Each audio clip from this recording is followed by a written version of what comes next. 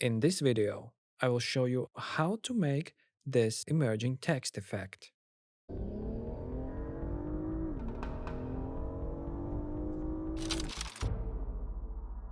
You will need 4 video tracks.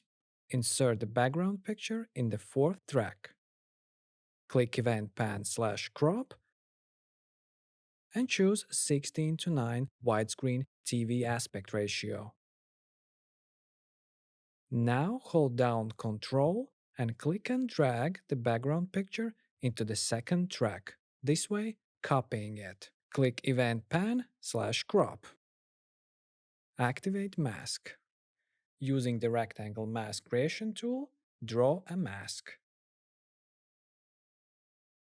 Go to Media Generators and under Titles and Text, choose Default Text.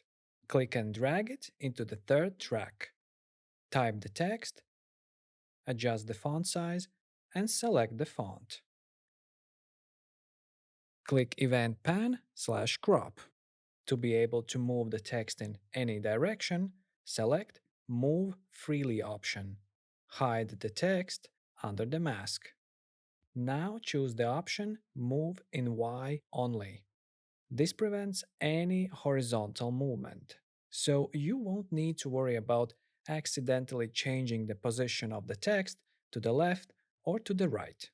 Add a keyframe on the timeline to indicate where the text should stop. Move the text up from under the mask. I recommend using arrow keys for precision. Now make another keyframe and move the text a bit more. Let's add some movement and zoom in on the whole scene, the background and the text at the same time. Hold down Ctrl key and select the second, third, and the fourth track.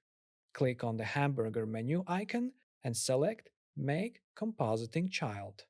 Now the behavior of these 3 child tracks is determined by the first, the parent track.